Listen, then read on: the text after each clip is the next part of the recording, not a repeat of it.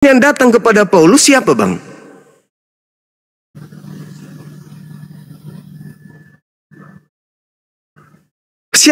Siapakah engkau Tuhan? Apa kata sosok itu? Akulah Yesus. Loh, kata Yesus yang datang setelah dia, Yesus itu bukan. Salam satu Tuhan.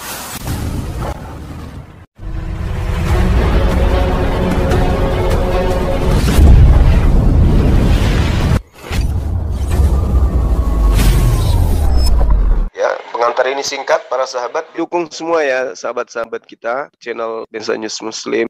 Di like, di subscribe, di share sebanyak mungkin untuk supaya mencegah sahabat-sahabat kita di luar sana Tidak terpengaruh terhadap pemurtadan. Semoga Allah memberikan selalu sikap istiqamah. Salam satu Tuhan, Allahu Akbar. Keran Rio, harusnya ketika dia tanya, siapakah engkau Tuhan? Akulah Roh Kudus yang dijanjikan Yesus. Harusnya gitu. Tapi dia mengatakan, akulah Yesus yang kau aniaya. Sejak kapan Roh Kudus teraniaya? Berarti ini ada salah skenario. Yesus dia mengatakan, aku harus pergi. Sebab kalau aku tidak pergi, roh kebenaran itu tidak datang. Tetapi kalau aku sudah pergi, maka aku akan mengutus dia kepadamu. Nah, setelah dia pergi, siapa yang datang? Roh kebenaran, Roh Kudus, penghibur. Tapi kok yang datang kepada Paulus justru Yesus? Maka Yesus berpesan, waspadalah kepada penyesat yang datang kepadamu memakai namaku dan berkata, akulah Kristus. Itu bukan aku. Sebab yang datang setelahku adalah roh kebenaran, bukan aku. Aku nanti datang setelah ada tanda-tanda itu aku bawa. Matahari gelap, bulan tak bercahaya, bintang berjatuhan. Aku nampak di tengah langit, seluruh manusia akan melihat aku meratap. Kemudian, apakah itu sudah terjadi? Belum terjadi. Berarti yang datang kepada Paulus dan Kristen-Kristen yang melakukan kesaksian itu siapa? Yesus? Enggak. Kalau itu Yesus, kiamat sudah. Karena kalau Yesus yang datang, matahari menjadi gelap, bulan tak bercahaya, bintang-bintang berjatuhan, kuasa langit berguncang. Kalau itu sudah datang. Al-Quran surah As-Sukruf ayat 61.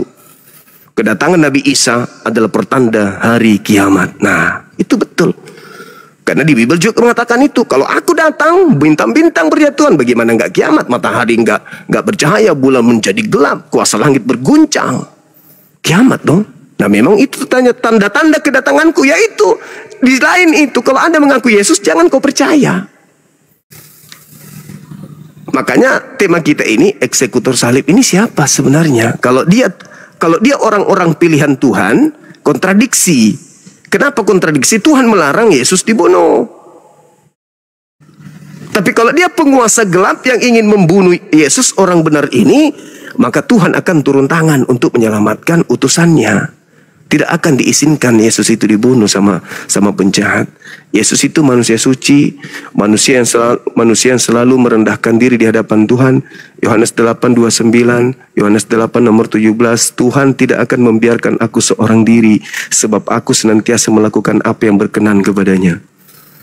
Makanya dalam Islam itu yang kami imani, orang yang datang di tengah Bani Israel lahir tanpa ayah itu manusia suci terkemuka di dunia. Dia diberkati kapanpun dan dimanapun ia berada. Mustahil dia dihinakan. Sedangkan kalau di Kristen ditanya, siapa yang dikutuk di atas salib? Yesus. Siapa yang diludahi? Yesus. Yang digantung? Yesus. Yang ditombak? Yesus. Yang ditampar? Yesus. Yang ditelanjangin? Yesus juga. Yang dibunuh? Yesus. Yang keluar dari kubur? Yesus. Padahal Yesus mengatakan di dalam Yohanes 16 nomor 13-14, apabila roh kebenaran itu datang, maka dia akan memuliakan aku. Kami memuliakan beliau. Manusia suci terkemuka di dunia dan di akhirat kok jadi korban. Bayangkan aja, Bung. Sebelum Anda lahir, Romawi itu pelaku maksiat, penjajah, pembunuh, perampas, penganiaya, pemerkawos, pemburit dan seterusnya. Masa dosa-dosa mereka ditanggung sama orang yang suci ini? Orang suci yang menanggungnya enak kali. Mereka yang bermaksiat, mereka membunuh ibu kandung, mereka memperkaos anak kandung. Dosa-dosanya ditebus kemudian sama orang benar. Di mana kaidahnya? Tidak ada kaidah itu. Sedangkan di dalam kitabnya orang Yahudi 2 Tawarik 7 nomor 14, apabila hambaku mencari wajahku dan kembali dari dosa-dosanya, maka aku Tuhan akan mengampuni dosa mereka dari surga. Boleh enggak aku bertanya Bang Juma? Boleh, silakan. Silakan. Kenapa umat muslim tidak percaya kepada Yesus? Kami percaya kepada Yesus yang datang ke tengah Bani Israel. Kami tidak percaya yang keluar dari kubur itu, Bang. Kami tidak percaya yang dibunuh itu, kami tidak percaya. Tapi Yesus yang berkata di dalam Yohanes 17 nomor 3, hidup kekal itu adalah mereka mengenal Engkau satu-satunya Tuhan yang benar dan mengenal Yesus Kristus yang Engkau utus. Itu kami percaya. Karena kami mengenal Dia sebagai utusan. Makanya kami sebut Rasulullah. Rasul utusan Allah. Tidak sah iman Islam kalau tidak percaya Dia sebagai Rasul utusan Allah. Syarat memperoleh hidup kekal menurut Yesus Yohanes 17 nomor 3 adalah mengenal dirinya sebagai Rasul utusan Tuhan. Titik. Itu syaratnya. Padahal gini Bang Juma, kalau dari umat muslim nggak percaya Yesus berarti nggak digenapi dong firman Tuhan yang berkata, akulah jalan kebenaran dan hidup. Tidak ada sampai kepada Allah Bapa kalau tidak melalui aku. Oke. Saya terangkan abang. Akulah jalan, akulah kebenaran, akulah hidup. Tidak ada yang sampai kepada Bapa tanpa melalui aku. Umat Islam saya tanya, wahai umat Islam, bisa tidak Anda selamat tanpa mengimani manusia suci yang lahir di tengah-tengah Bani Israel yang diutus oleh Tuhan pencipta langit dan bumi sebagai jalan keselamatan bagi umatnya? Anda percaya atau tidak percaya? Umat Islam semua percaya. Berarti ketika kami berislam, kami menjadikan jalan yang ditempuh oleh Yesus itu sebagai jalan, yaitu beriman kepada Dia sebagai utusan Tuhan kepada Bani Israel. Wa isqala Isa bin Maryam ya Bani Israel, inni rasulullahi ilaikum.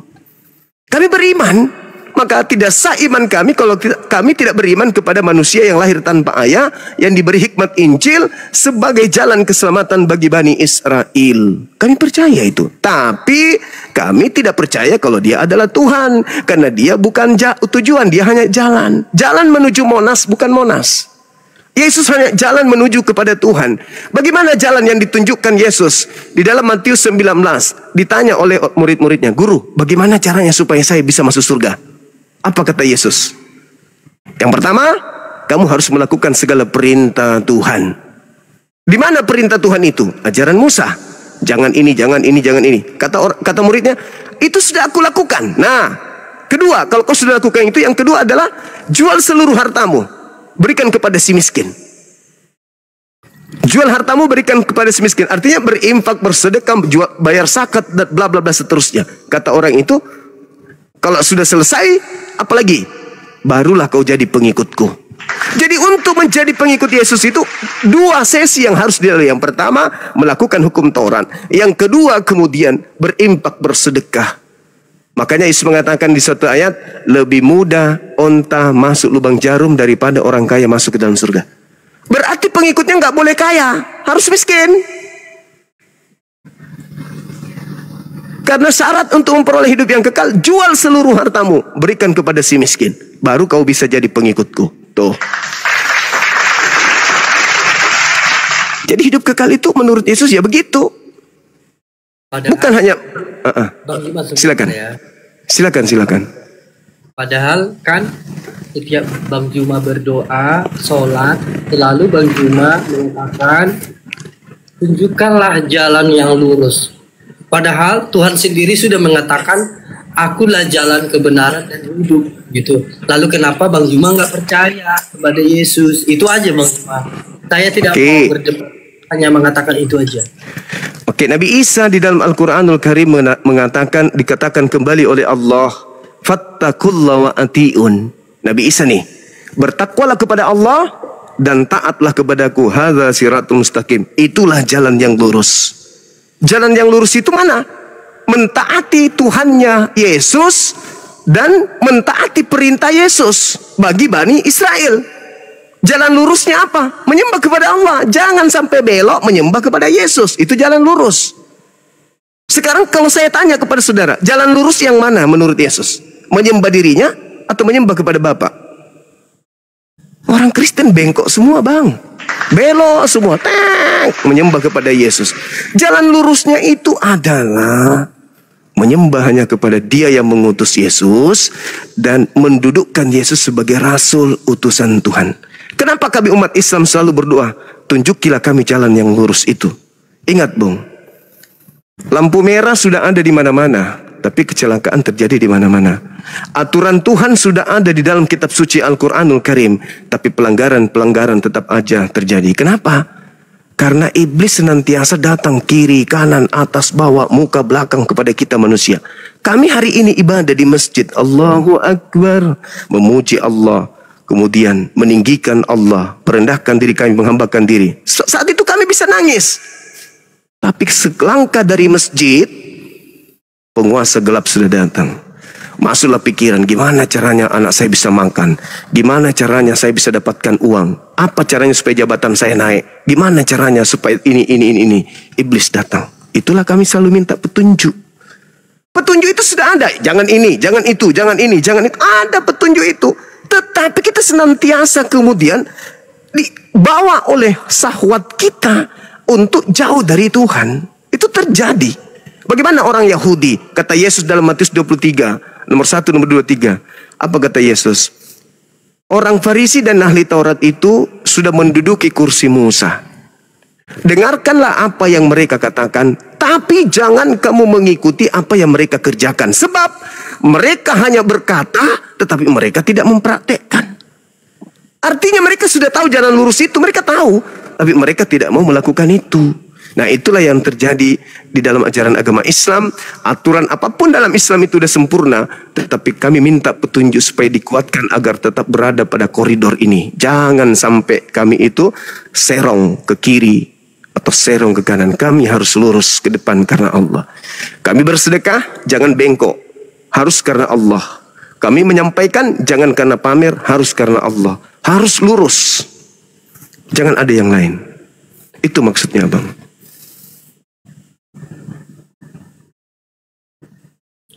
Bang, sampai di sini aja dulu diskusi kita ya, Bang. Baik, saudaraku Januari.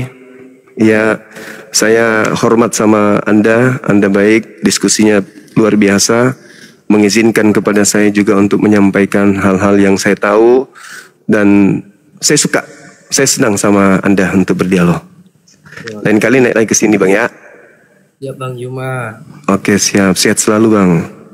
Makasih, salam kenal dari saya. Masya Allah. Bang Ain, syukran, sahabatku Ain. Oke, kita undang saudara kita dari non-muslim yang lainnya. Mudah-mudahan yang lain juga bisa mencontoh sahabat kita ini, saudara Januari, supaya edukasinya nyampe. Kalaupun ada bantahan, dibantah dengan elegan, kemudian kasih narasi yang membuat kita itu bisa mendapat pelajaran, kan gitu ya. Wow.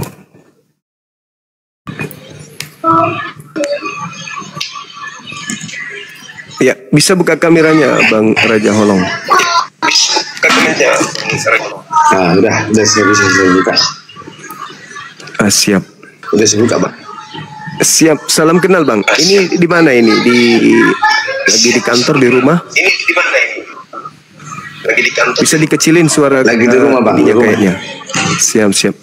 Biar tidak doubling, dikecilin suara HP yang satu. Doubling. Oke, sudah, Bang, sudah. Oke, baik, abangku. Nah,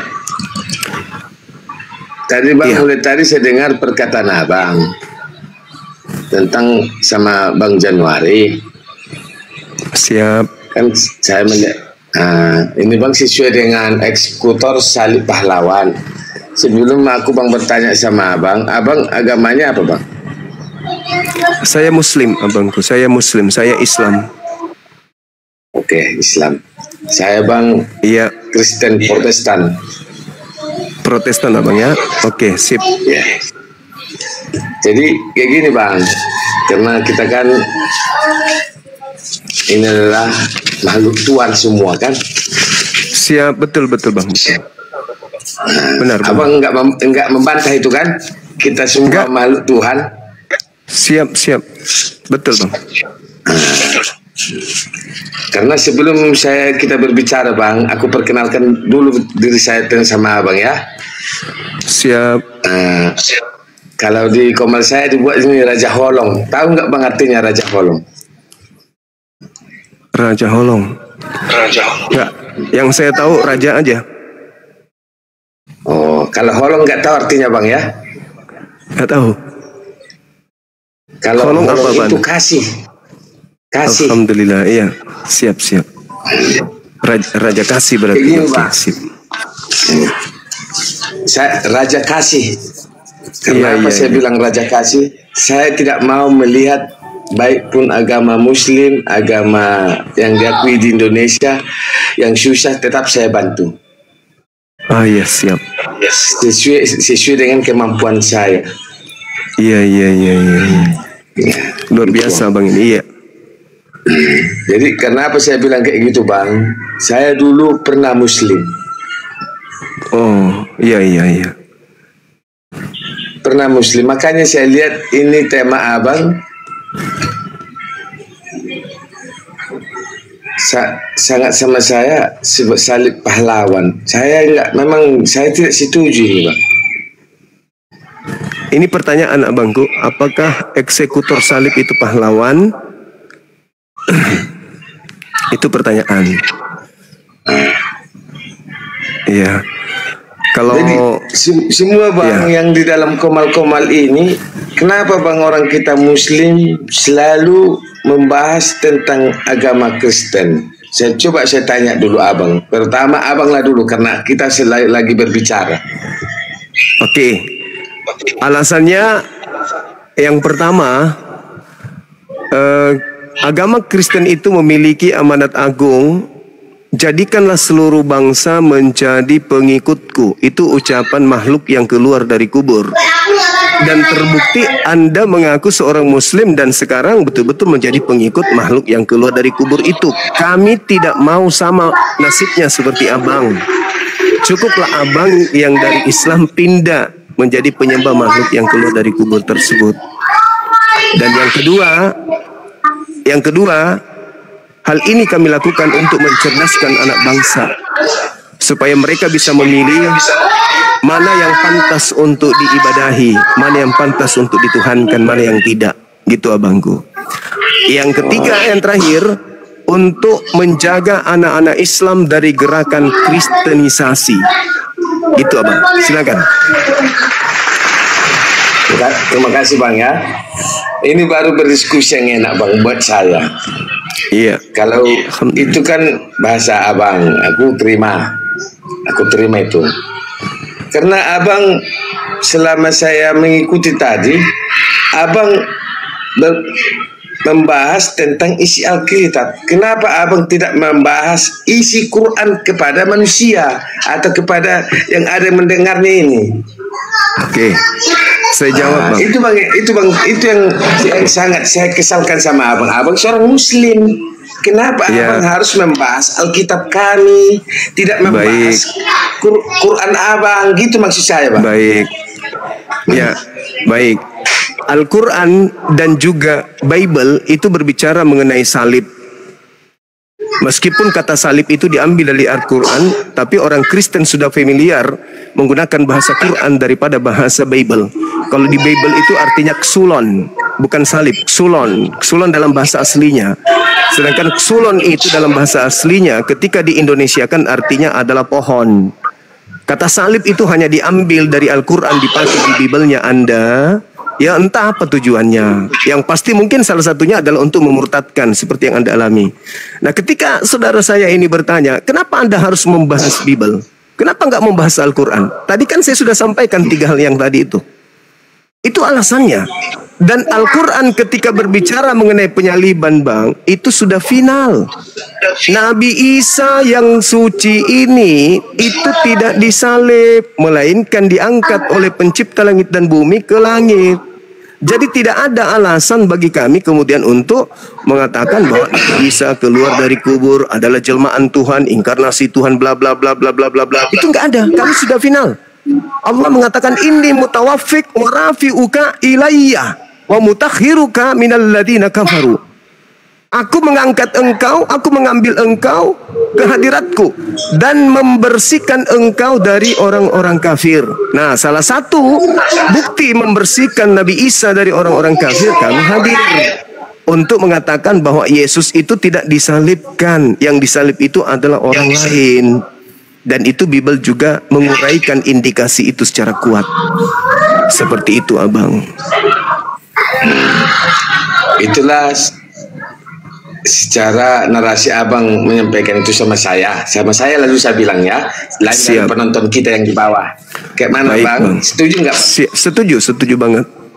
Oke.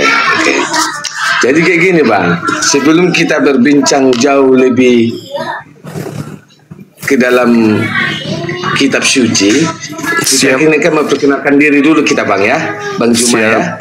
Baik, Bang. Jadi kayak gini, Bang, coba saya tanya dulu Abang, mana lebih duluan, Quran atau kitab Injil? Sabar, Bang, sebelumnya boleh anak-anak kecil suaranya nanti kena pelanggaran kita. Oke. Nanti kena pelanggaran rungkat komal kita ini, anak-anak kecil ini. Oke. Udah, Bang? Masih ada. Udah jelas? Anak-anak kecil ribut. Tunggu Bang bentar ya, saya apa sama anak saya. Siap. Ke dalam kamar ini, tutup ke dalam kamar, jangan main HP kalau bermain. Tutup ke dalam kamar, suara itu kuat. Bapak lagi ngomong. Ya nak ya. Masuk ke dalam kamar, masuk.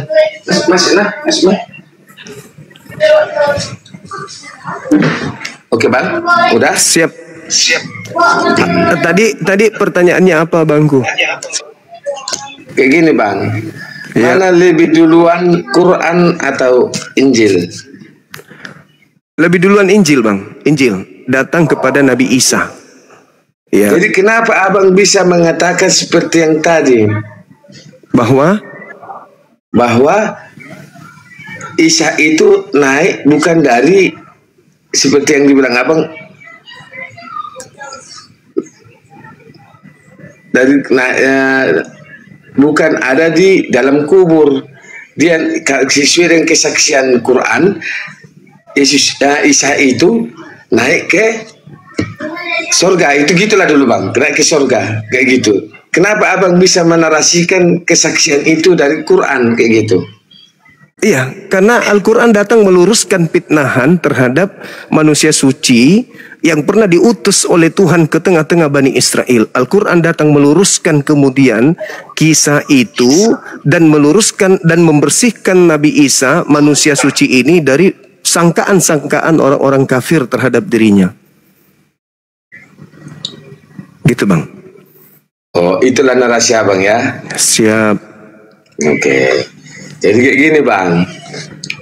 Coba dulu, Abang kan udah mengetahui bahwasanya Isa itu manusia suci. Siap. Nah, jadi sebelum kita berbicara dulu tentang isi kitab Abang dengan isi kitab saya gitu, karena saya tidak mau berdebat seperti orang lain. Saya tidak mau, karena apa? Sebagai orang kita bertuhan, kita harus berjiwa besar dan hati yang rendah. Betul nggak, Bang? Baik. Benar sekali, Abangku, benar. Jadi kayak gini, Bang. Coba dulu buktikan Abang di mana kelahiran Isa. Oke. Jadi sekali lagi saya katakan, Abangku, Al-Quran itu datang meluruskan fitnahan orang-orang kafir terhadap Nabi Isa alaihissalam. Tidak semua yang diceritakan kemudian oleh Al-Quran itu adalah biografi seseorang per orang. Karena Al-Quran itu bukan buku yang dihasilkan dari hasil penyelidikan seperti kitab Abang. Al-Quran saya itu adalah kitab yang diwahyukan oleh pencipta langit dan bumi melalui Roh Kudus untuk menyampaikan kisi-kisi pokok, referensi pokok dari ajaran yang dibutuhkan oleh manusia setelahnya. Setelah nabi-nabi maksudnya. Nah, oleh karena itu Al-Quran tidak menceritakan bahwa dia lahir di kota ini, tidak. Al-Quran hanya mematahkan argumentasi orang-orang terdahulu, termasuk orang Yahudi yang memfitnah Nabi Isa itu orang anak zina dan seterusnya, termasuk orang-orang Nasrani yang diikuti kemudian oleh orang Kristen yang mengatakan bahwa oknum tersebut adalah inkarnasi Tuhan sebagai penebus dosa manusia. Al-Quran datang mematahkan argumentasi itu, pengajaran itu, Bang. Seperti itu. Tadi abang ada mengatakan anak zina. Bang ya, kalau kami seorang Kristiani tidak pernah kami bilang anak zina Yesus itu. Karena begini dalam kita jangan dulu jauh ke situ kita bang. Siap. Silakan. Jadi kayak gini bang, bagaimana abang tahu jalan ke Jakarta kalau nggak pernah abang ke Jakarta? Coba saya tanya kembali sama abang. Bagaimana mau tahu jalan ke Jakarta? Kalau tidak tahu, kalau nggak pernah abang jalan ke Jakarta. Iya, pasti saya bertanya sama travel, sama orang yang pernah ke Jakarta, cari alamatnya, saya ngerti, bertanya dan seterusnya. Apalagi sekarang sudah ada Grab, ada ojek di mana-mana, ada pesawat. Tinggal bilang Jakarta dan naik pesawat dan sampai di Jakarta, Bang. Jadi itulah jawaban abang ya. Jadi kayak gini bang. Iya. Karena orang yang tahu jalan ke Jakarta itu karena pernah dia berjalan di jalannya. Betul nggak bang? Iya.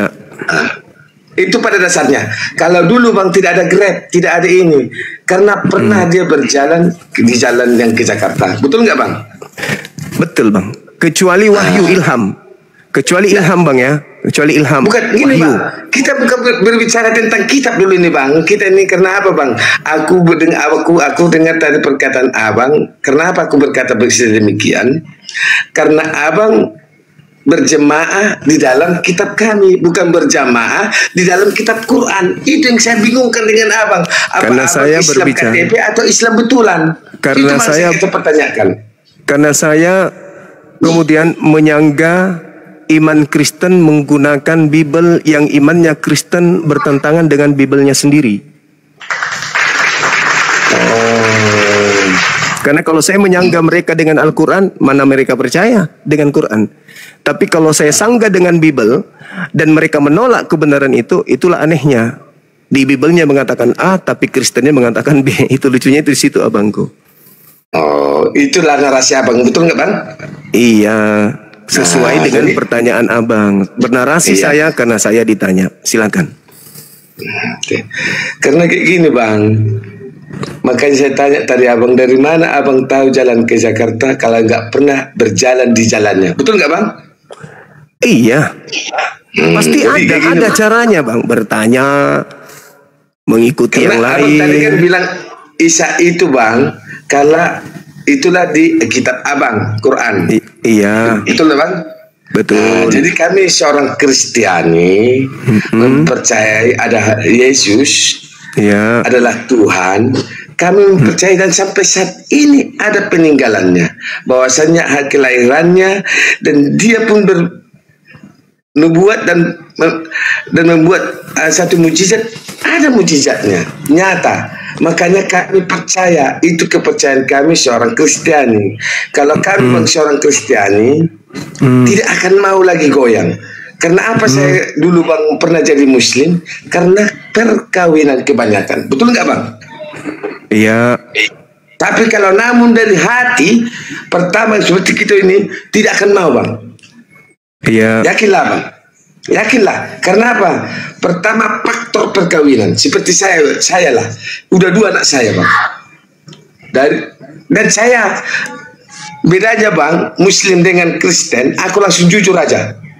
Saya pernah ke rumah orang Muslim, saya sebagai orang terasing di dalam rumahnya, ataupun di dalam klubnya, di dalam ibadahnya pun saya sebagai orang terasing. Tapi kalau seorang Kristiani di luar dari agama Kristen itu tidak ada terasing, itu kami banggakan, walaupun di agama Muslim. Seperti contoh anak saya lah, sampai saat ini masih ada 2 Muslim. 2 Muslim. Itu saya bilang sesuai dengan kita ini negara pemerintahan bang ya, sesuai dengan pasal 29 ayat 2. Tiap warga negara berhak memiliki agama sesuai dengan kepercayaan masing-masing. Dan saya mengakui itu karena saya adalah rakyat bangsa Indonesia. Dan saat ini anak saya ada 2 di dalam saya, tidak saya paksakan agama Kristen. Karena apa? Sesuai dengan alur kepercayaan dia, sesuai dengan ada di negara kita. Iya. Karena apa? Antara Tuhan dengan manusia dibagi kami orang Kristen itu per individu, bukan bisa membawa anak atau istri sesuai yang pernah yang saya ajarkan di Muslim. Anak katanya bisa dibawa, istri bisa dibawa, nenek bisa dibawa. Maka saya bingung, dari mana bang? Coba buat abang dulu yang sesuai dengan Quran abang. Terkait apa ini abangku? Pernah aku dengar bang berjemaah, anak kita bisa kita bawa ke dalam surga, istri kita bisa kita bawa ke dalam surga, Betul. dan nenek kita bisa kita bawa ke dalam surga. Yes. Kalau antara Tuhan dengan manusia itu per individu. Oh, kalau kami enggak. Kami enggak bang, kami ada amal jariah. Kami ada amal jariah dalam Al-Quran surah Ar-Ra'd ayat 23. Kami umat Islam itu berkumpul kembali dengan keluarga kami di surga. Dan kalau tadi Anda mengatakan Anda merasa asing di Islam, berarti oknum atau Anda yang kemudian memiliki sesuatu yang mungkin masyarakat tidak terlalu nyaman dengan itu. Karena kalau kita berbicara mengenai kitab suci, di dalam Al-Quran surah Luqman ayat 13-14, umat Islam ketika orang tuanya beda keyakinan, wajib hukumnya mereka kemudian untuk taat kepada kedua orang tuanya. Itu perintah Al-Quran. Hanya ada yang satu mereka tidak taat, ketika orang tuanya mengajak mereka murtad, itu nggak boleh mereka ikuti. Tapi yang lainnya wajib hukumnya mereka menghormati, mentaati, mengayomi, melindungi, menjaga kedua orang tuanya. Itu wajib. Al-Quran surah Luqman yang mengatur itu. Sedangkan kalau di dalam Bible, Ulangan 13, anak kita, saudara kita, istri kita, orang tua kita, siapapun keluarga inti yang paling terdekat mengajarkan kita pindah agama, menyembah kepada Tuhan lain, wajib dibunuh. Oh, tidak ada bang, tidak ada. Silakan Anda baca di dalam kitab saudara Ulangan 13 nomor 14 dan seterusnya. Ulangan 13 nomor 14 dan seterusnya.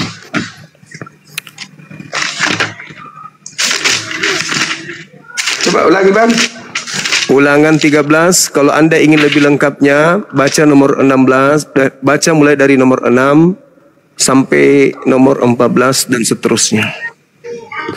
Di situ dikatakan, apabila saudaramu laki-laki, anak-anakmu, ibumu, atau anakmu laki-laki, anakmu perempuan, atau ayahmu, atau saudaramu laki-laki, saudara perempuan, atau kerabat-kerabatmu, apabila mereka membujukmu untuk menyembah kepada ilah lain selain daripada aku, maka tanganmu sendirilah yang harus membunuhnya, lalu kau bawa dia di depan gerbang, suruhlah seluruh orang untuk melempari dia batu sampai dia mati.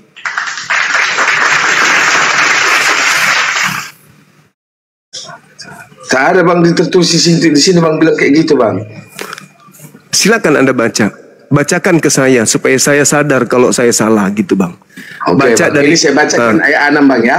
Saya bacakan. Ya. Silakan. Apabila saudaramu laki-laki, anak ibumu, atau anakmu laki-laki, atau anakmu perempuan, atau istrimu sendiri, atau sahabat karibmu, membujuk engkau diam-diam, katanya marilah kita berbakti kepada Allah lain yang tidak dikenal olehmu ataupun oleh nenek moyangmu.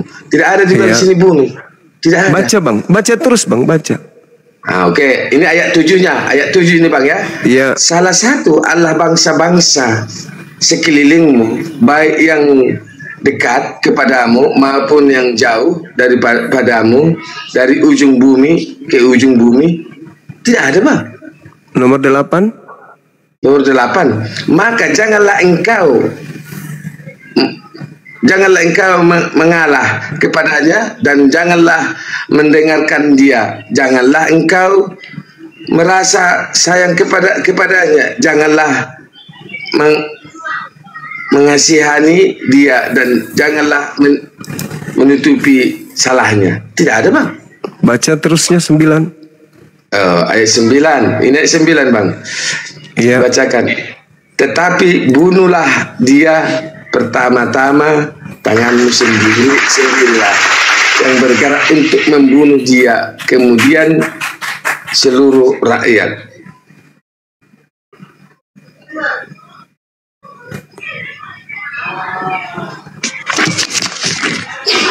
Tetapi bunuhlah dia pertama-tama, tanganmu sendirilah yang bergerak untuk membunuh dia, kemudian seluruh rakyat.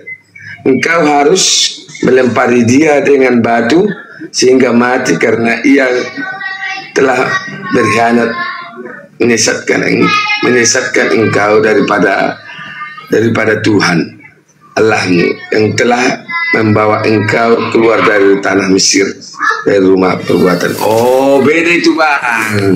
Beda itu bang Juma. Beda itu bang Juma. Dari situ bisa saya bacakan.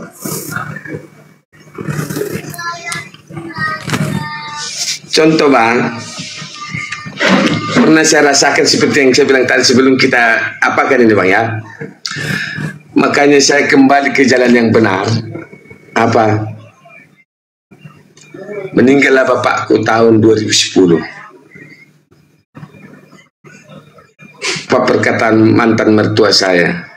Jangan ikut sah, itu kafir. Sementara yang mengenal saya dengan Tuhan adalah bapak dan ibu saya.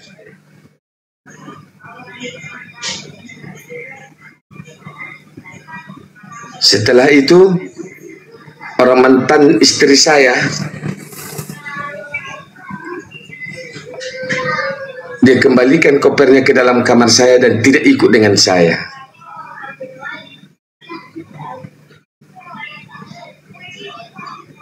Maka dalam hati kecil saya, mulai hari ini engkau bukan istriku lagi, karena kau mendengar perkataan ibu bapakmu, karena kau tidak pernah mendengar perkataan suami.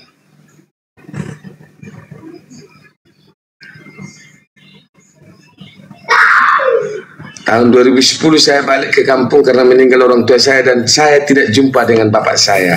Maka saya dalam hati saya, biarlah engkau panggil bapak saya, tapi saya kembali ke jalanmu yang benar. Itu membuat saya kembali ke jalan yang benar. Jadi itulah menurut iya. Jadi menurut saya merasa terasing di dalam keluarga itu. Ya, terasing. Iya.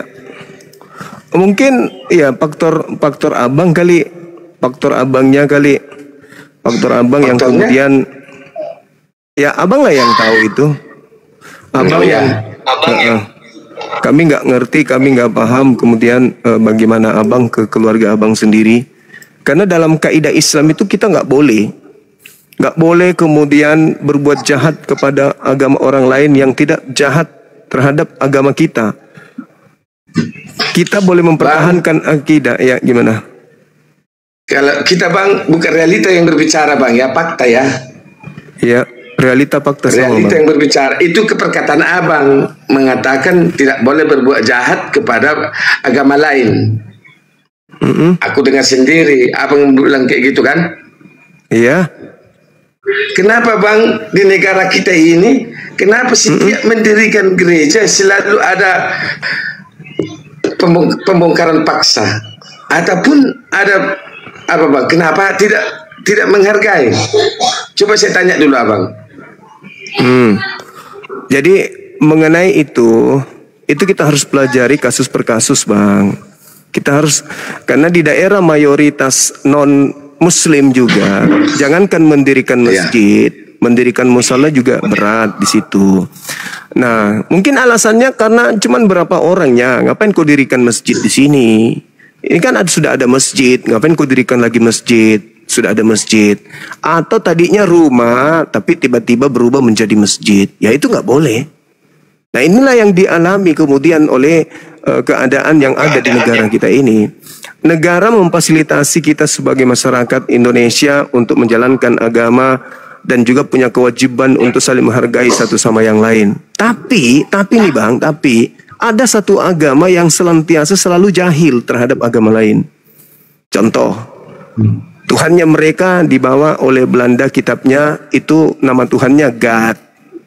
God kalau di Indonesia kan berubah menjadi Tuhan. Tapi ternyata setelah masuk ke Indonesia dirubah menjadi Allah. Kitabnya tadinya sampulnya adalah Biblos, atau dalam bahasa Yunani-nya Biblika. Tapi masuk ke Indonesia dirubahnya menjadi Alkitab. Inilah semua yang memicu kemudian betapa umat Islam itu selalu ditindas dalam segi akidah. Minoritas menindas kami gitu loh Bang. Coba Anda lihat di dalam kitab saudara itu. Lebih banyak istilah Al-Quran di dalamnya daripada istilah Yunani. Padahal kitab Anda itu berasal dari Yunani, bahasa Yunani. Kok di dalamnya penuh bahasa-bahasa Quran? Sampulnya aja di depan nih. Kayak ini. Alkitab. Ini dari mana kata Alkitab ini? Ini satu-satunya sumber dari Al-Quran. Kok bisa ada di sini? Tapi apakah saudara Kristen itu bisa sadar? Enggak. Taunya menyerang. Taunya merasa tersakiti. Taunya merasa dizolimi. Padahal kami 86%. Saudara cuma 6%. Tapi titik demi titik kalian kumpulkan itu, kalian jadikan sebagai satu kesakitan yang sangat dahsyat.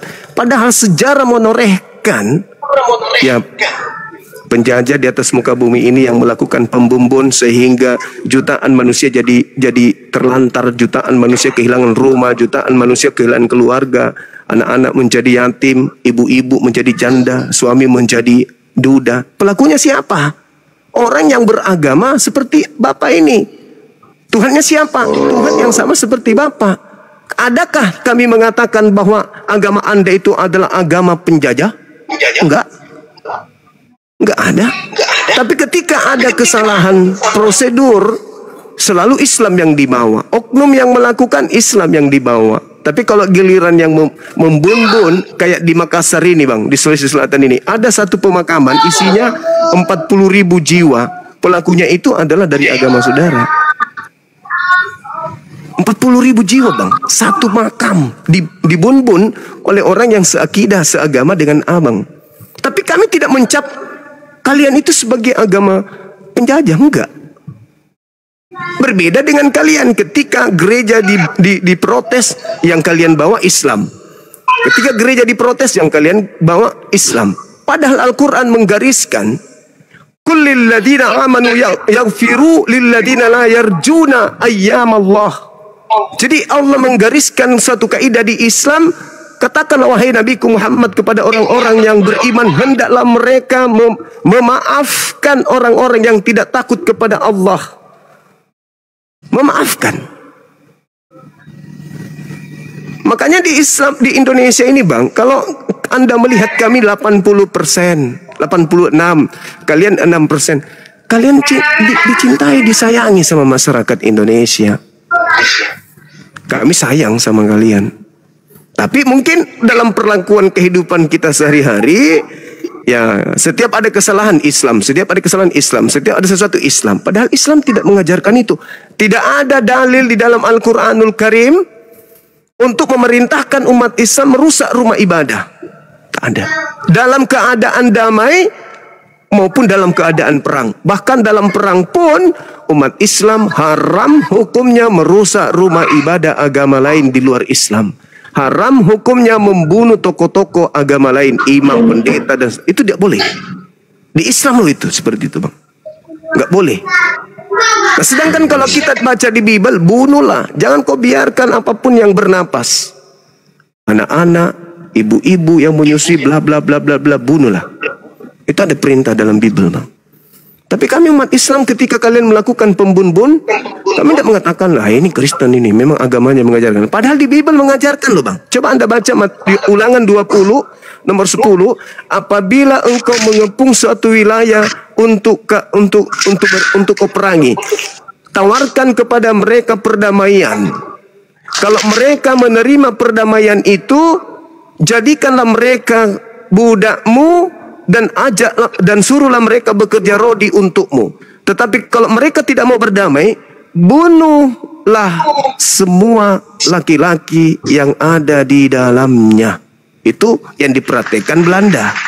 Ulangan 20, nomor 10, nomor 11, dan seterusnya abangku. Kalau di Islam ada nggak perintah seperti itu? Carikan saya di Al-Quran kalau ada. Saya keluar dari Islam kalau ada data-data seperti itu dalam Al-Quran.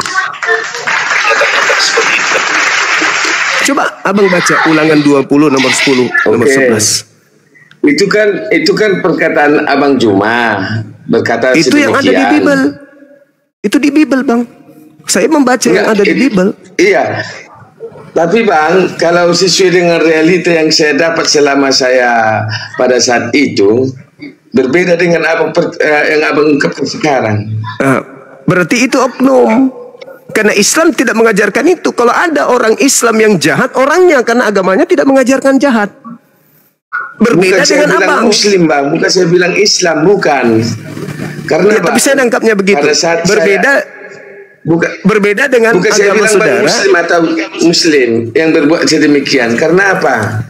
Pada saat itu saya di dalamnya mereka berbohong kepada saya. Nah itu oknum. Anda kan mengatakan Anda murtad, berarti oknum. Iya. Makanya saya bilang berbohong kepada saya, Bang. Contoh salah satunya, Bang, ya. Ini bukan saya berbohong. Ini fakta realita berbicara. Iya. Aku tanya imamnya, beda bahasanya. Aku tanya imamnya, beda bahasanya. Aku tanya makmumnya, beda bahasanya. Tidak ada yang sama. Contoh salah satu. Contohnya gini, Bang. Kita kan kalau sembahyang itu kan, kita kan berdoa. Iya. Nah, berdoa. Contoh kalau orang kita Muslim bilang Al-Fatihah, ya Bang. Nah, saya bacakanlah dulu, Bang, ya, sampai ini ya, Bang, ya. Saya bacakan, masih ingat sampai sekarang. Iya. A'udzubillahi minasyaitonirrajim. Bismillahirrahmanirrahim. Alhamdulillahirabbil alamin. Arrahmanirrahim. Maliki yaumiddin. Iyyaka na'budu wa iyyaka nasta'in. Shiratal mustaqim shiratal ladzina an'amta 'alaihim ghairil maghdubi 'alaihim waladdallin. Itu, Bang, saya tanyakan sama imamnya, dia pun tidak tahu katanya. Enggak tahu apanya abangku. Artinya bahasa Indonesianya. Dia enggak paham. Iya. Tapi dia sudah menang. Tapi dia sudah menang satu. Tapi dia sudah menang satu. Dia sudah memiliki. Gimana? Jadi setelah saya tanya lagi yang dekat dengan saya, aku aja pun apa-apa nggak tahu. Jadi kemana Bang percaya adanya Tuhan? Sementara yang kau baca itu pun tidak tahu kau ulang. Apalagi saya. Apalagi saya. Baik, saya boleh jawab. Anda diam. Ketika umat Islam sudah membaca Bismillahirrahmanirrahim, Alhamdulillahi Rabbil Alamin, sudah memiliki satu kemenangan. Apa itu? Mereka sudah membacakan firman Tuhan. Yang tahu, yang maha tahu adalah Tuhan, pencipta langit dan bumi, yang maha alim, yang maha mengetahui. Artinya umat Islam meskipun dia tidak paham artinya, dia sudah membacakan firman Tuhan, sudah pahala. Sudah pahala. Nah, kewajiban di dalam ajaran agama Islam itu adalah berilmu. Maka dia salah. Kenapa dia salah? Karena dia tidak mau berilmu. Padahal kaidah Islam itu, wahyu pertama yang diturunkan oleh Allah, Iqra, disuruh baca, disuruh pelajari. Kalau dia tidak ngerti, berarti dia masih iman Islamnya Islam standar. Tapi dia sudah paham tentang firman Tuhan, yaitu Tuhannya berfirman dalam bahasa Quran, Alhamdulillahirabbil alamin. Kalau dia mau tahu artinya, tinggal buka buku terjemah. Dia sudah tahu artinya pasti. Alhamdulillahirabbil alamin, dia pasti sudah bisa baca. Segala puji bagi Allah, Tuhan semesta alam. Dia dua dapat poin. Yang pertama, dia mengerti bahasa asli kitabnya. Yang kedua, dia bisa mengerti terjemahannya. Sekarang kalau Anda yang sekarang yang masuk kembali ke jalan kebenaran menurut Anda, tolong Anda katakan kepada saya, apa firman pertama yang Yesus sebutkan untuk pengikutnya Bani Israel? Firman pertama yang disebut Yesus, karena Yesus mengatakan di dalam Yohanes 17:8, segala firman yang engkau berikan kepadaku telah aku sampaikan kepada mereka. Ingat, Yesus bukan orang Yunani. Yesus menggunakan bahasa Aramaik atau bahasa Ibrani. Tolong sebagai pengikutnya, tunjukkan kepada saya, Yesus berkata ucapan pertama firman yang diterima dari Elohim itu apa? Silakan, saya mau dengar.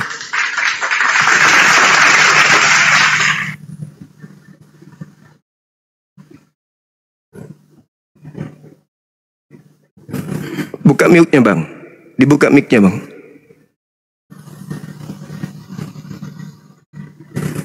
Dibuka mic-nya.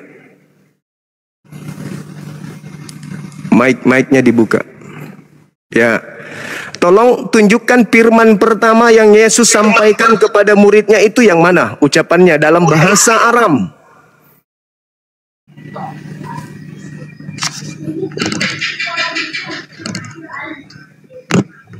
Coba ulangi bang. Tolong coba diulangi, tunjukkan bang. Coba kepada nggak dengar jelas. Di dalam kitab Wahyu 1 nomor 1 dikatakan, inilah wahyu Yesus Kristus yang dikaruniakan Tuhan kepadanya untuk disampaikan kepada hamba-hambanya. Tolong tunjukkan wahyu pertama yang Yesus sampaikan kepada muridnya itu wahyu yang mana? Dalam bahasa Yesus, bukan bahasa Indonesia. Silakan.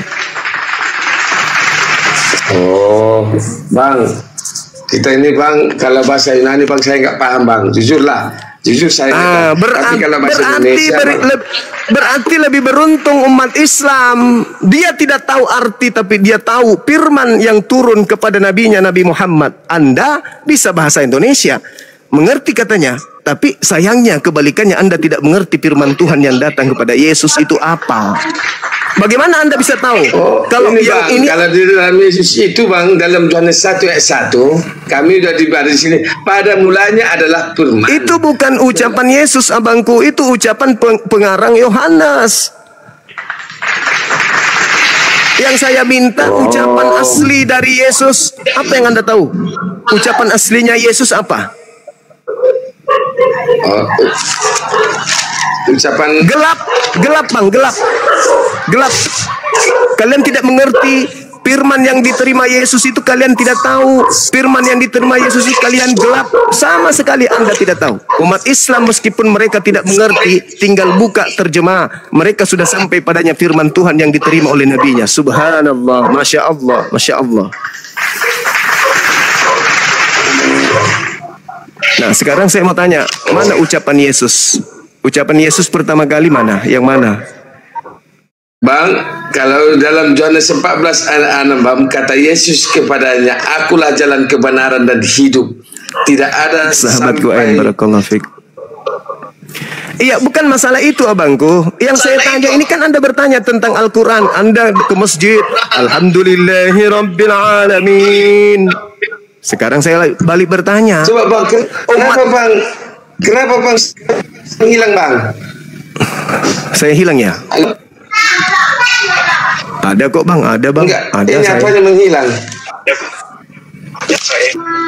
Oh, udah jelas bang, udah bisa. Ya, Anda mengatakan bisa Anda menghilang loh. Anda bertanya kepada orang yang ada di masjid, imam dan makmum, apa artinya? Enggak tahu. Tapi mereka enggak kehilangan arah. Mereka tinggal buka terjemah. Oh, ini artinya. Nah, sekarang Anda yang ditanya nih. Apa yang Anda tahu dari firman yang Yesus ajarkan? Apa yang Anda tahu dari firman yang Yesus ajarkan?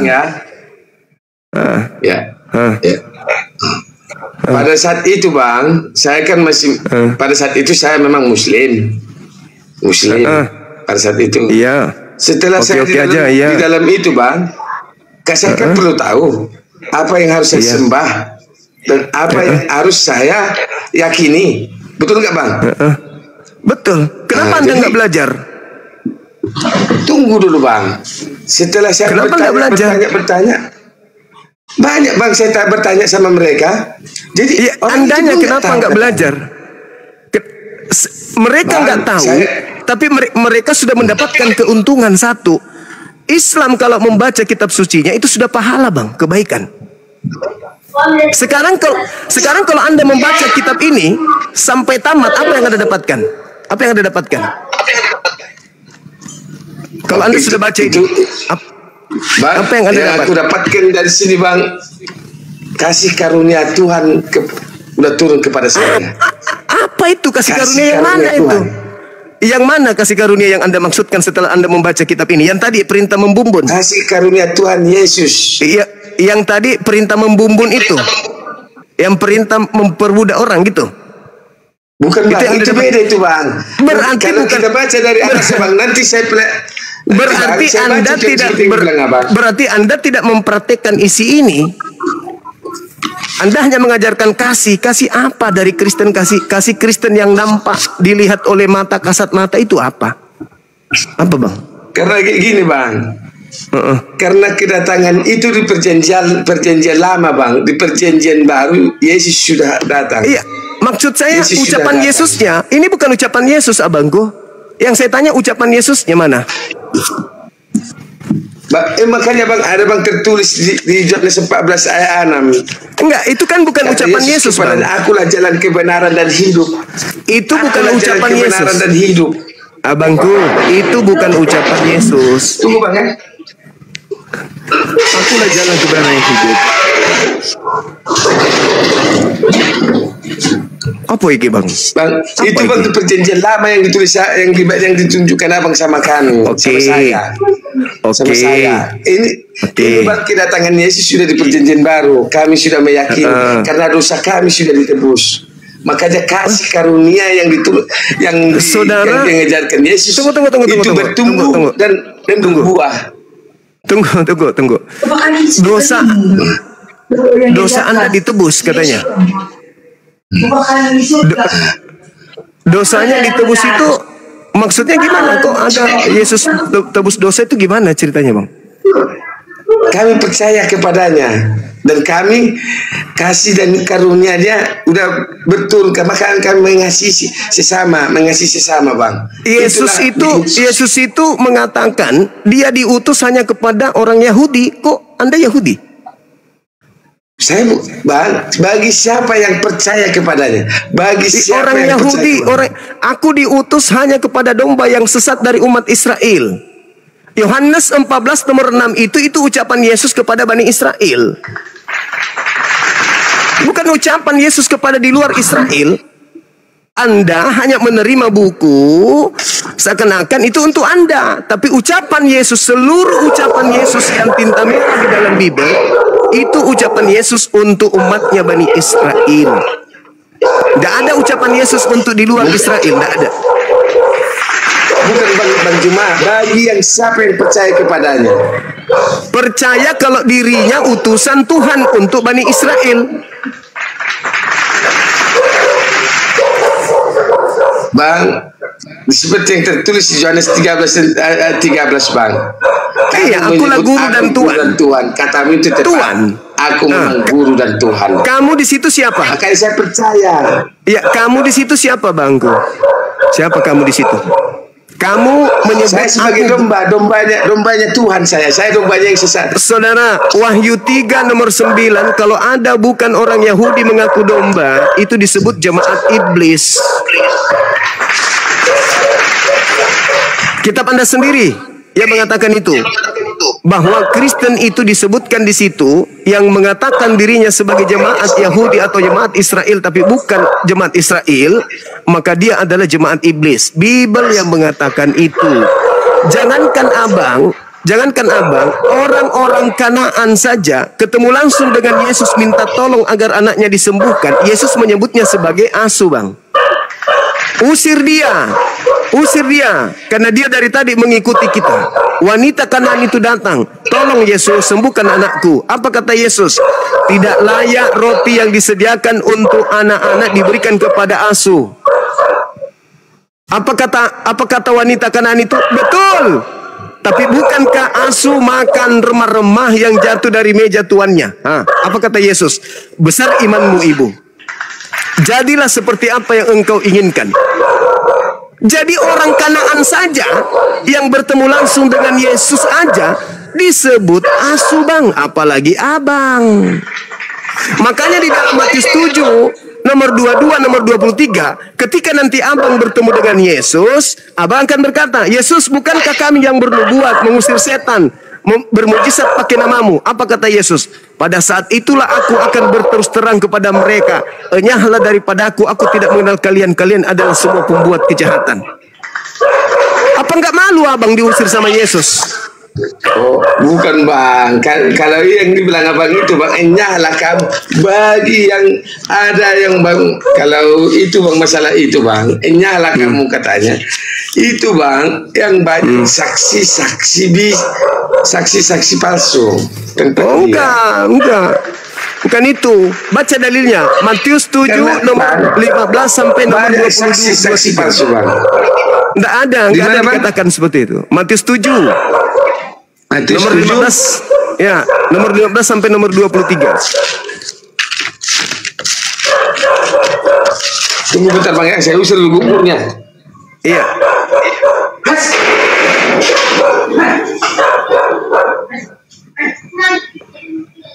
Ini bom nakal tengah malam masih menggonggong dia.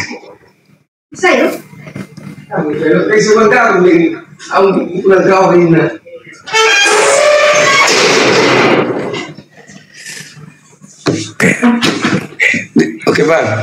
Ya, Matius berapa tadi bang? Matius 7 nomor 15 sampai nomor 23.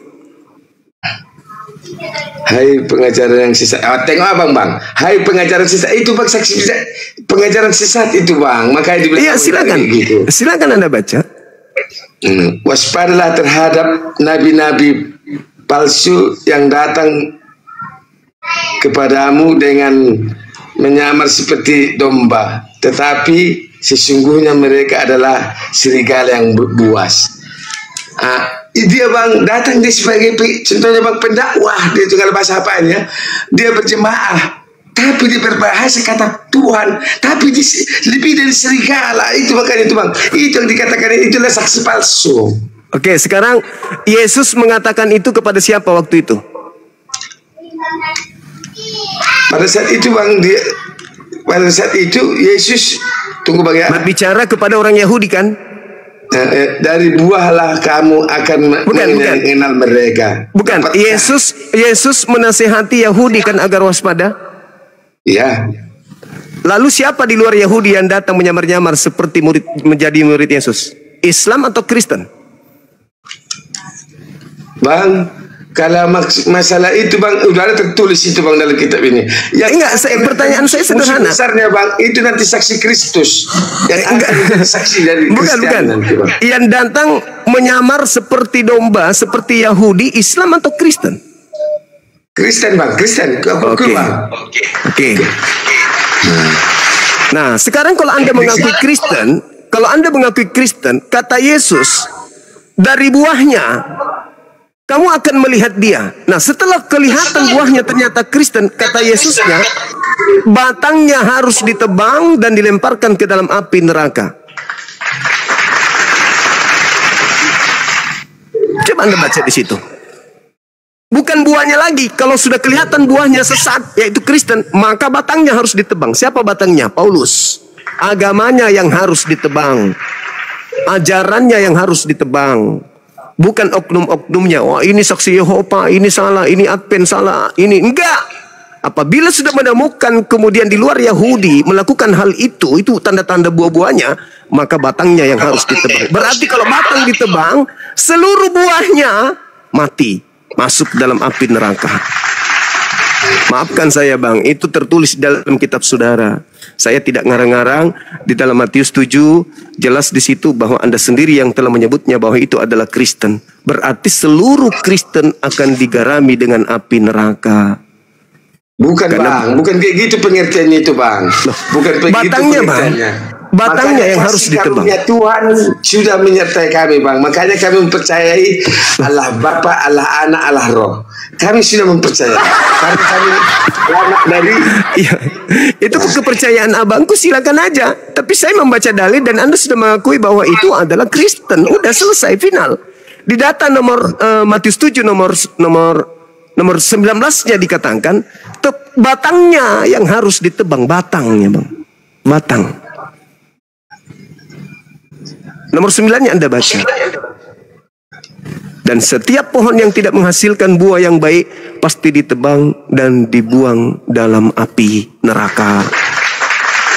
Jadi kalau ditebang batangnya, ya semua pohonnya, semua buahnya. Advent, Katolik, Protestan, Pantekosta, Saksi Yehova, Mesias, ya semua mati semua kalau batangnya yang ditebang. Nggak ada lagi cerita. Jadi siap-siaplah abangku ini diusir oleh Yesus. Oh, kalau kami bang sudah di dalam kitab kami bang, karena di dalam kitab ini bang terjemahannya harus dibaca dengan detail. Oh iya, apa? Kalau itu iya sesat bang di dalam karena kita tidak detail. Betul sekali. Makanya saya katakan baca nomor 9-nya supaya detail. Tebang di situ pohon di situ ya menghasilkan buah-buah Kristen. Karena kayak gini bang, kalau kita baca bang di ayat berapa nih? Di Matius 7 di apa ini dibacakan bang, dari buahlah kamu akan mengenal mereka. Dapatkah orang memetik buah anggur dari semak duri atau buah ara dari rumput duri? Jadi kita bang harus kita mengerti. Harus kita mengerti buah kasih yang diturunkan, kasih karunia Tuhan Yesus kepada manusia melalui kasih karunia yang diturunkan Tuhan Yesus kepada kami. Lah, kasih itu, saudara, kasih itu ada dua. Kasih kepada Tuhan, kasih kepada manusia. Kasih kepada Tuhan mentaati perintah Tuhan. Perintah Tuhan yang mana kemudian yang saudara lakukan sampai Anda menyembah Yesus? Makan babi, tidak bersunat, ibadah minggu. Perintah Tuhan yang mana? Di mana Tuhan memerintahkan ibadah minggu? Di mana Tuhan memerintahkan Natal? Di mana Tuhan memerintahkan makan babi? Di mana Tuhan memerintahkan menyembah Yesus untuk kemudian memelihara kulub? Itu perintah Tuhan yang mana? Berarti tidak ada. Kalau begitu Anda tidak kasih kepada Tuhan. Anda tidak melakukan kasih yang pertama, yang terutama, yaitu mentaati perintah Tuhan. Kata Yesus ketika ditanya, Yesus, Guru, apa yang harus aku lakukan sampai aku bisa memperoleh hidup yang kekal? Matius 19 nomor 16. Apa kata Yesus? Lakukan segala perintah Bapa. Perintah Bapak ibadah Sabat atau ibadah Minggu? Perintah Bapak makan babi atau jangan makan babi? Perintah Bapak kulub atau jangan kulub? Inilah makanya Yesus mengatakan, aku tidak mengenal kalian. Kalian semua adalah pembuat kejahatan. Bapakku mengajarkan A, kalian mempraktekkan Z. Sebelum Anda diusir bang, kalau Anda tidak mau kembali ke Islam silahkan aja. Tapi kalau saya, sebelum Anda diusir, pikirkan lagi deh. Anda sudah pernah masuk ke dalam Islam hanya gara-gara orang itu tidak mengerti arti Al-Fatihah, Anda keluar. Hanya gara-gara Anda tidak diterima di keluarga Anda sendiri, Anda keluar. Padahal Anda sudah diberi kesempatan satu kali, Masya Allah. Karena permasalahannya itu bang, permasalahannya kayak gini bang. Di dalam kasih karunia Tuhan, kami sudah jelas bang. Apa yang jelas bang? Kalau begitu tolong saya minta data jaminan Yesus kepada orang yang menyembahnya itu tertulis di mana? Udah ini bang. Di Yohanes 14 kata Yesus kepada akulah jalan kebenaran dan hidup. Iya. Jalan kebenarannya apa? Seorang pun yang datang kepada Bapa kalau tidak melalui aku. Nah, sekarang jalan kebenaran yang merupakan jalan Yesus itu yang mana? Menuhankan Dia. Bang, kami bersaksi bahwasannya Yesus itu adalah firman Tuhan, anak yang diutus Tuhan kepada manusia. Melalui Yesus datang ke dunia, itulah rupa Allah Bapa yang di sorga melalui Yesus. Kesaksian Anda itu salah. Kesaksian Anda itu ditolak oleh Yesus. Yesus bersaksi di dalam Yohanes 5 nomor 36. Ada kesaksianku yang lebih penting dari kesaksian Yohanes Pembaptis. Apalagi kalau hanya sekedar Kristen. Kristen tidak dikenali oleh Yesus. Apa itu? Bahwa semua mukjizat, semua pekerjaan yang aku lakukan, pekerjaan itulah yang bersaksi tentang aku, bahwa Bapa yang telah mengutus aku. Berarti Yesus ini utusan Tuhan, bukan Tuhan. Menurut siapa? Menurut Yesus. Bang Juma, kami sudah percaya di dalam Yohanes 1 bang. Pada mulanya adalah firman. Firman itu bersama-sama dengan tu Allah. Allah dan tu firman itu adalah Allah. Itu yang menyerupai datang ke dunia melalui rupa. Itulah salah. Sebenarnya. Salah. Anda sebagai Kristen tidak duduk di situ, abangku. Kristen itu duduknya di Filipi 2 nomor 6, nomor 7, nomor 8. Itu Anda di situ.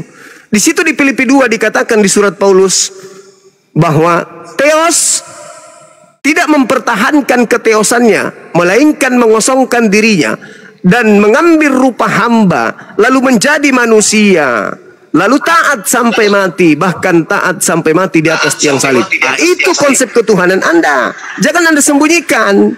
Inilah Kristen kelemahannya. Karena sebenarnya kalau Anda hanya berfokus kepada Yohanes 1 nomor 1 itu nggak ada masalah. Kenapa nggak ada masalah? Karena firman itu menjadi daging. Kita semua ini juga adalah firman menjadi daging. Mana dalilnya? Matius 4 nomor 4. Manusia, kata Yesus, manusia hidup bukan dari roti saja, tapi dari setiap firman yang keluar dari mulut Tuhan. Sedangkan Yesus yang Anda sembah itu Filipi 2, abangku. Filipi 2 nomor 6. Theos, dewanya Romawi, mengosongkan dirinya, lalu turun menjadi manusia, lalu taat sampai mati di atas tiang salib. Bukan Yohanes 1. Kalau Yohanes 1 itu, Bang, firman datang kepada Roh Kudus atau Gabriel datang di bulan ke-6 menyampaikan kepada Maria. Maria, ya paman, Tuhan yang maha tinggi menginginkan kamu hamil. Oh ya? Iya. Apa yang terjadi? Hamil. Berarti firman itu menjadi manusia. Betul. Maksudnya perkataan Tuhan, ide Tuhan yang dibawa oleh Gabriel kepada Maria benar-benar tercipta. Berarti yang keluar jadi manusia ini apa? Ya manusia yang berasal dari kehendak Tuhan. Nah, sedangkan yang Anda sembah itu Filipi 2 nomor 6. Dia adalah dewa, turun ke bumi, berteofani, berinkarnasi menjadi manusia, taat sampai mati, menebus dosa-dosa pengikutnya, yaitu Kristen. Kalau mengenai firman jadi manusia, di dalam Yesaya 55 nomor 11, firman yang keluar dari mulutku tidak akan kembali kepadaku dengan sia-sia sebelum apa yang aku inginkan itu terkabul. Iya memang. Mazmur 33 nomor 9, aku hanya memberi perintah maka semuanya ada. Aku hanya mengatakan maka semuanya jadi. Innama amruhu idza arada syai'an ayaqula lahu kun fayakun. Tuhan hanya berkata jadi, maka jadilah. Hamil, hamillah. Lahirkan Yesus, maka lahirlah Yesus. Bukan Tuhan berkata, lahirlah Yesus. Tuhannya langsung turun ke bumi menjadi manusia. Bukan. Apa yang Tuhan katakan, itu yang terjadi. Tuhan mengatakan hamil. Hamil. Maka dicatat oleh Yohanes. Pada mulanya Yesus itu adalah firman. Firman yang bersama-sama dengan Tuhan. Dan firman itu adalah Tuhan. Firman itu telah menjadi daging. Artinya perkataan yang dihantarkan oleh Gabriel kepada Maria telah benar-benar menjadi daging, yaitu Yesus. Itu tak ada masalah bagi orang Yahudi. Firman menjadi daging, firman menjadi matahari, firman menjadi bulan, firman menjadi alam semesta. Itu tak masalah. Yang bermasalah Kristen karena memahami konsep firman itu dengan filsafat Helenisme. Abang tadi kan sudah menerangkan tentang kebenaran, tentang kelahiran Yesus. Ya. Abang Juma, saya tanya kembali sama Abang. Abang Juma percaya tidak sama Yesus? Kalau yang datang di tengah Bani Israel mengajarkan Bani Israel untuk kembali kepada hukum Torah, lahir tanpa ayah, yang adalah nabi dan rasul untuk Bani Israel, lahir tanpa ayah, yang tidak dikutuk oleh Tuhan, tidak dibunuh oleh manusia, maka saya percaya beliau adalah utusan Tuhan untuk Bani Israel. Bukan. Coba saya tanya dulu kembali sama Abang, percaya enggak sama Yesus? Saya percaya, Bang. Dia nabi rasul untuk Bani Israel. Tapi saya tidak percaya dia keluar dari kubur jadi Tuhan. Aku bukan tanya yang itu, Bang. Bukan tanya ini atau saya percaya Yesus. Tanya nubuatnya ataupun tidak ada nubuatan itu, tidak ada. Itu dikarang-karang oleh gereja. Tidak ada nubuatan Tuhan mati dibunuh. Tidak ada itu, Bang. Nubuatannya ataupun apa namanya, mujizatnya, bukan aku tanya itu, Bang. Abang percaya nggak sama Yesus? Saya percaya kepada Yesus bermukjizat membangkitkan orang mati, orang lumpuh, orang buta, diobatinya. Saya percaya. Dia utusan Tuhan, dia manusia suci yang datang di tengah-tengah Bani Israel. Karena gini Bang, karena ini saya kan ada perlu saya, makanya saya tanya itu Bang. Nanti kita lanjut, kita berdialog lebih lama lagi. Baik, Abangku. Gini Bang, karena kita berdialog dengan baik, dengan hati nurani, dengan kasih karunia Tuhan. Jadi gini Bang, makanya saya tanya tadi sama Abang. Abang percaya nggak sama Yesus? Percaya. Iya, saya percaya. Terima kasih kepada Tuhan. Jadi gini Bang, kalau Abang percaya kepada Yesus, kenapa Abang menghujat Yesus? Di mana saya menghujat? Kalianlah yang menghujat Yesus. Yesus itu orang suci. Ketika Paulus mengatakan Yesus dikutuk oleh Elohim, kalian aminkan. Ketika orang Yahudi menampar Yesus, kalian aminkan. Diludahin, kalian aminkan. Ditonjok, diusung, kemudian diarak seperti maling ayam, kalian percaya. Ditombak, dibunuh, kalian percaya. Sementara Yesus sendiri mengatakan, tidak ada yang bisa membunuh aku. Yohanes 10 nomor 17-18. Tidak ada orang yang bisa mengambil nyawaku. Sementara dia di dalam Mazmur 118 nomor 17, Yesus mengatakan, aku tidak akan mati tetapi aku hidup. Aku tidak mati tetapi aku hidup. Dan Tuhan tidak membiarkan Yesus mati. Yang dibunuh oleh orang-orang jahat adalah salah satu dari mereka sendiri.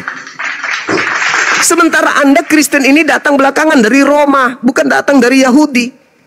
Orang Roma diajarkan kemudian oleh orang Farisi. Ingat Bang, Yesus itu ketika datang di tengah Bani Israel terpecah menjadi dua golongan.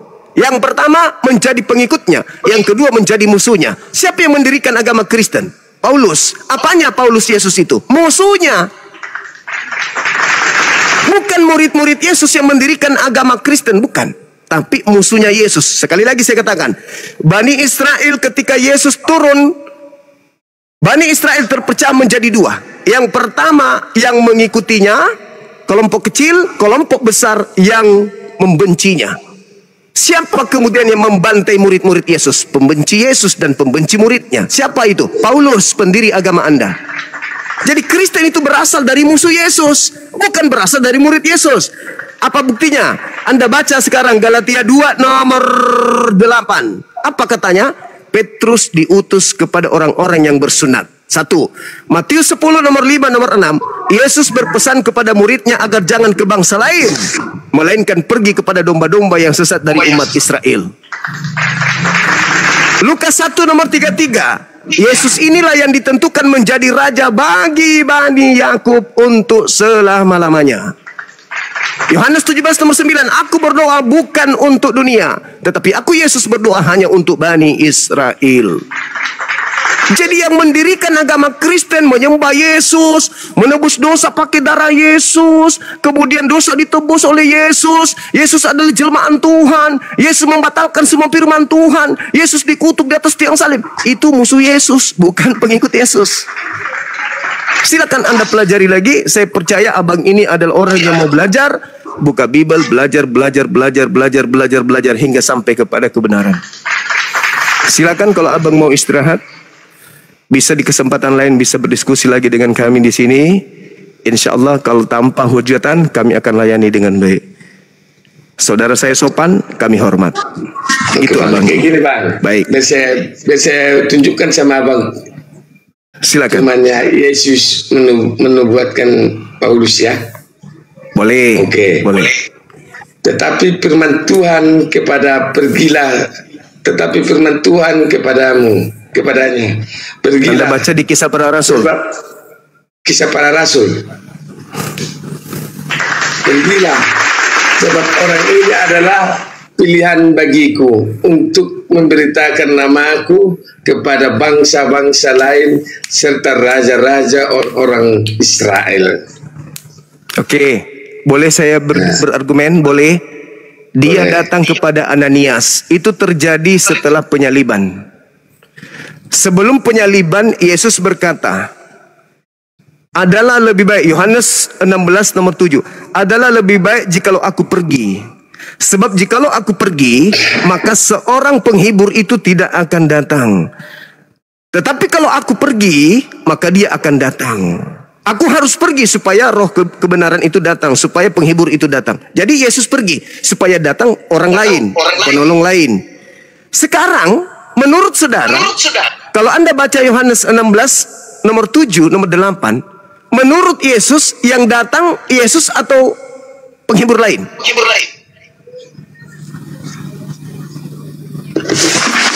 Yohanes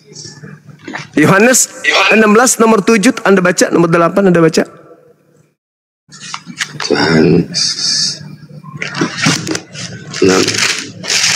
Yohanes 16. Iya. 7-8. Bisa sampai 15 pun boleh. Silakan Anda baca nomor 7-nya. Namun benar yang kau katakan ini kepadamu adalah lebih berguna bagi kamu jika aku pergi, sebab jikalau aku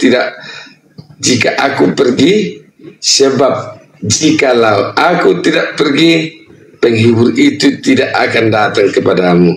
Tetapi jikalau aku pergi, aku akan mengutus dia kepadamu. Nah, tengok bang, aku akan mengutus dia kepadamu. Udah berkata, Yesus pun sudah berkata. Oke, saya bantah. Dalam bahasa Yunaninya tidak ada kata aku. Yang ada di situ kata pempo. Pempo itu mengutus kepada kalian, bukan aku. Ingat Yohanes 14 nomor 16, aku akan minta kepada Bapa agar Bapa mengutus seorang penolong lain. Kata aku itu penambahan dari Lembaga Bible Indonesia. Silakan Anda baca original teksnya. Itulah fungsinya original teks bahasa Yunaninya.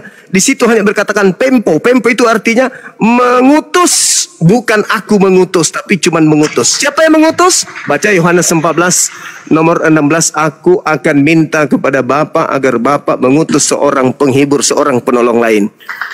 Nah, sekarang pertanyaannya bukan di situ, abangku. Aku harus pergi, sebab kalau aku tidak pergi, penghibur itu tidak datang. Pertanyaan saya, yang datang setelah Yesus pergi siapa, bang? Bang, pada saat itu bang, benar kata abang, Paulus itu adalah pada saat itu membunuh semua yang dekat dengan Yesus. Maafkan saya, bang. Maafkan saya. Kata Yesus, aku harus pergi, sebab kalau aku tidak pergi, penghibur itu tidak datang. Pertanyaan saya, yang datang setelah Yesus pergi siapa, bang? Kalau di sini dibuat bang, kalau di sini penghibur lain bang. Nah, yang datang kepada Paulus siapa? Penghibur lain atau Yesus? Coba dia akan menciptakan dunia dan usaha kebenaran dan penghakiman. Udah jelas bang di sini bang. Iya, yang datang setelah Yesus, iya jelas memang. Yang datang setelah Yesus, Yesus atau penolong lain?